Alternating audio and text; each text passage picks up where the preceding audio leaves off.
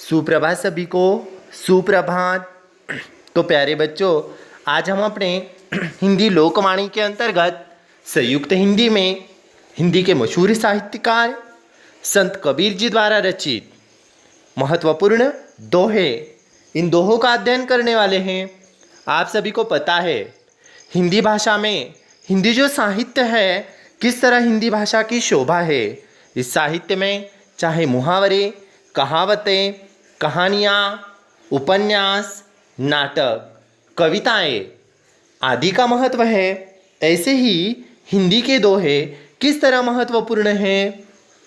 इन दोहों में संत कबीरदास जी हमें कौन सी शिक्षा देते हैं। दोहों के माध्यम से संत कबीर हमें क्या शिक्षा देते हैं, जीवन का कौन सा पाठ पढ़ाते हैं, इसका सुंदर वर्णन हमें संत कबीरदास जी के दोहों में देखना है। तो चलो प्रारंभ करते हैं अपने हिंदी के मशहूर साहित्यकार संत कबीरदास जी के दोहे। बच्चों, पिछले तासिका में हमने संत कबीरदास जी का परिचय देखा था। आज के तासिका में हम प्रारंभ करने वाले हैं हिंदी के कुछ महत्वपूर्ण दोहे। दोहे गौर से देखिएगा। सबसे पहला दोहा देखिए जरा गौर से। बड़ा हुआ तो क्या हुआ जैसे पेड़ खजूर, बड़ा हुआ तो क्या हुआ जैसे पेड़ खजूर, पंथी को छाया नहीं फल लागे अति दूर, पंथी को छाया नहीं फल लागे अति दूर। यानी संत कबीर कहते हैं कि खजूर का पेड़ बड़ा होने से कोई फायदा नहीं, क्योंकि खजूर का पेड़ नहीं आसानी से पंथी को, यानी जो राहगीर होते हैं, रास्ते से जो जाते हैं मुसाफिर, वो खजूर का पेड़ उन्हें छाया नहीं देता। इतना ही नहीं, आसानी से वो फल भी नहीं देता। आपने खजूर का पेड़ देखा होगा बच्चों। जी हाँ, तो देखिए वो खजूर का पेड़ कितना बड़ा होता है, ऊंचा होता है, लेकिन वो खजूर का पेड़ पंथी को छाया नहीं देता और ना ही आसानी से अपने फल देता है। इसीलिए समाज में भी हम देखते हैं कि कुछ व्यक्ति ऐसे होते हैं जिनके पास विद्या होती है, धन संपदा बहुत सारी होती है, लेकिन वो दूसरों की सहायता नहीं करते, दूसरों की मदद नहीं करते, तो उनका वो बड़प्पन किस काम का। ये संत कबीर हमें इस दोहे के माध्यम से बताना चाहते हैं कि बड़ा हुआ तो क्या हुआ जैसे पेड़ खजूर, पंथी को छाया नहीं फल लागे अति दूर। यानी खजूर का पेड़ बड़ा होने से उसका कोई महत्व नहीं है, क्योंकि परोपकार करने की शिक्षा प्रस्तुत दोहे में दी है। मनुष्य चाहे विद्या से, धन से कितना भी बड़ा क्यों न हो, लेकिन उसे दूसरों के काम आना चाहिए। ये शिक्षा मानो इस दोहे के माध्यम से दी है। अगला दोहा देखिए, गुरु शिष्य परंपरा का महत्व बताने वाला। शिष्य को ऐसा चाहिए, शिष्य को ऐसा चाहिए, गुरु को सब कुछ दे। शिष्य यानी शिष्य, शिष्य यानी शिष्य, गुरु को ऐसा चाहिए, शिष्य कुछ नहीं ले। यानी गुरु शिष्य परंपरा सदियों से चलती आ रही है। इसलिए तो संत कबीर अपने एक दोहे में कहते हैं, गुरु गोविंद दो खड़े काके लागू पाए, बलिहारी गुरु आपको गोविंदियो बताए। यह तन विष की बेलरी, यह तन विष की बेलरी, गुरु अमृत की खान, शीश दिए जो गुरु मिले फिर भी सस्ती जान। जी हाँ, इसी तरह संत कबीर गुरु शिष्य का महिमा इस दोहे में कैसे बताते हैं कि शिष्य यानी शिष्य को ऐसा चाहिए कि गुरु को सब कुछ दे, और गुरु को ऐसा चाहिए शिष्य कुछ नहीं ले।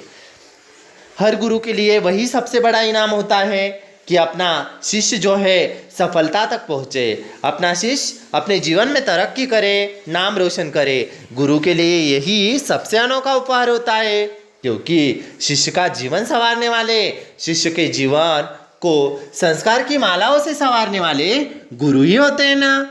इसीलिए कबीरा संगत साधु की जो गंधी की बास, जो कुछ गंधी दे नहीं तो भी बास सुबास। साधु नया शब्द है। साधु यानी सज्जन व्यक्ति, गंधी यानी इत्र बेचने वाला, इत्र जो विक्रेता होता है उसे गंधी कहा गया है। बास यानी सुगंध, बास यानी सुगंध, जो कुछ गंधी दे नहीं तो भी बास सुबास। यानी हम जिस व्यक्ति के या हम जैसे परिवेश में रहते हैं, जैसे वातावरण में रहते हैं, जैसे माहौल में रहते हैं, उस माहौल का, उस वातावरण का हम पर किस तरह प्रभाव पड़ता है। इसका सुंदर वर्णन यहाँ पर किया है। जिस तरह रहीम कहते हैं कि चंदन विष व्यापत नहीं लिपटे रहत भुजंग, यानी चंदन के पेड़ पर अगर विषैला सांप भी क्यों न रहे, लेकिन वो चंदन अपना सुगंध देना छोड़ता नहीं। इसी तरह हमें अपने अच्छे कर्मों को छोड़ना नहीं चाहिए, चाहे कितनी भी बुराइयां क्यों ना आए, लेकिन हमें अपने अच्छे कर्मों को छोड़ना नहीं चाहिए। ये शिक्षा मानो यहाँ पर दी गई है। ठीक उसी तरह कबीरा संगत साधु की जो गंदी के बास, कबीरा संगत साधु की जो गंदी के बास, जो कुछ गंदी दे नहीं तो भी बास सुबास, गंधी यानी इत्र विक्रेता और बास यानी सुगंध, और इतना ही नहीं साधु यानी सज्जन व्यक्ति। बच्चों अगला दोहा देखिएगा, दुर्बल कौन सताइए जाके मोटी हाय। देखो बिना जीव की सांस से लोह भस्म हुए जाए। दुर्बल यानी कमजोर, और दुर्बल का विलोम हुआ शक्तिशाली। दुर्बल कौन सताइए जाके मोटी हाय। मोटी यानी ताकतवर ऐसी हाय होती है। हाय यानी बद्दुआ, दुख सूचक शब्द। जब कोई क्रोधित होता है, गुस्सा होता है, तो उसके मुंह से दुख सूचक शब्द निकलते हैं ना, ठीक उसी तरह दुर्बल कौन सताइए जाकी मोटी हाय, बिना जीव की सांस से लोह भस्म हुए जाए। यानी बिना जीव की सांस से लोह भस्म हुए जाए, यानी लोहार जिस तरह, लोहार किस तरह से वहाँ पर लोहार को आपने देखा होगा, वो आग में से चीज़ें निकालकर किस तरह वहाँ पर उसे नया आकार देता है। वह लोह भस्म हुए जाए। लोहा भी एक दिन क्या होता है, भस्म हो जाता है। यानी कभी भी हमें गर्व नहीं करना चाहिए, घमंड नहीं करना चाहिए। ऐसी शिक्षा, दुर्बल कौन सताइए जाके मोटी हाय, बिना जीव की श्वास से लोह भस्म हुए जाए। यह बड़ा ही महत्वपूर्ण दोहा है। और एक दोहा जो है गुरु शिष्य परंपरा का महिमा बताने वाला है।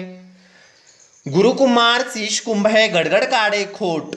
गुरु कुम्हार शीश कुंभ है गड़गड़ काढ़े खोट। खोट काढ़े यानी दुर्गुण, खोट यानी दुर्गुण, बुराइया, अंतर हाथ सहार दे बाहर बाहे चोट।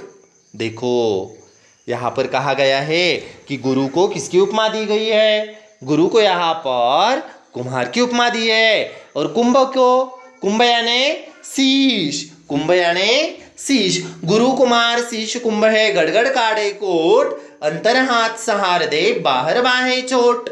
यानी गुरु जब अपने शिष्य का जीवन संवारते हैं तो जिस तरह कुम्हार किस तरह वो मिट्टी को रोनता है, संवारता है, सजोता है, उसे उचित आकार देता है, ठीक उसी तरह गुरु भी अपने शिष्यों को, जो उनके जीवन को नया आकार देते हैं, नई दिशा देते हैं। इसके लिए वहां पर उसे कितनी भी चोट क्यों ना सहनी पड़े, लेकिन वो दुर्गुण हटाकर सद्गुणों का विकास उसमें करते हैं। देखिए, जाको राखे साइया मारी सके ना कोई, बालन बाका करी सके जो जग बैरी होए। यानी साइया यानी भगवान, जिसकी रखवाली भगवान करता है उसका बाल भी बाका नहीं हो सकता। बालन बाका करी सके जो जग बैरी होए, चाहे पूरा जमाना क्यों ना उसका दुश्मन हो। बैरी यानी दुश्मन, साइया यानी भगवान, बालन बाका करी सके जो जग बैरी होए। यहाँ पर संत कबीर कहते हैं कि जिसकी हिफाजत, जिसकी रखवाली भगवान करते हैं, जिसकी रखवाली खुदा करते हैं, साइया यानी भगवान, साइया यानी ईश्वर, जाको राखी साइया मारी न सबके कोई, बालन बाका करी सके जो जग बैरी होए। चाहे पूरा जमाना क्यों ना अपना बैरी हो, लेकिन जिसकी रखवाली स्वयं भगवान करते हैं उसका बाल भी बाका नहीं हो सकता। ऐसा सुंदर वर्णन यहाँ पर किया है। दोहे में फिर से आपके सामने दोहराता हूं, बड़ा हुआ तो क्या हुआ जैसे पेड़ खजूर, पंथी को छाया नहीं फल लागे अति दूर। शिष्य को ऐसा चाहिए, शिष्य को ऐसा चाहिए गुरु को सब कुछ दे, गुरु को ऐसा चाहिए शिष्य कुछ नहीं ले। कबीरा संगत साधु की जो गंदी की बास, कबीरा संगत साधु की जो गंदी की बास, जो कुछ गंदी दे नहीं तो भी बास सुबास। दुर्बल कौन सताइए जाके मोटी हाय, बिना जीव की सांस से लोह भस्म हुए जाए। गुरु कुमार शीश कुंभ है गुरु कुमार शीश कुंभे गड़गड़ काढ़े खोट, अंतर हाथ सहार दे बाहर बाहे चोट। आखिरी दोहा देखिएगा, भगवान की लीला बताने वाला। जाको राखी साइया मारी न सके कोई, जाको राखी साइया मारी न सके कोई, बालन बाका करी सके, बालन बाका करी सके जो जग बैरी होय, बालन बाका करी सके जो जग बैरी होय। बच्चों, उम्मीद करता हूं आप सभी को पहले दोहे में परोपकार की शिक्षा दी है, दूसरे दोहे के अंतर्गत गुरु शिष्य परंपरा का महिमा गाया है, तीसरे दोहे के अंतर्गत सज्जन व्यक्ति यानी सद्गुण और दुर्गुणों की बात की गई है, चौथे दोहे में अहंकार घमंड से दूर रहने की शिक्षा दी है, पांचवा दोहा गुरु शिष्य परंपरा का महिमा गाने वाला है, छठा दोहा भगवान ईश्वर की लीला, ईश्वर के रूप का दर्शन कराने वाला है। उम्मीद करता हूं बच्चों आप सभी को प्रस्तुत 6 दोहे और उनका अर्थ समझ में आया होगा। अगले तासिका में मिलते हैं अपने संत कबीरदास जी के अगले दोहे लेकर। धन्यवाद सभी को, धन्यवाद।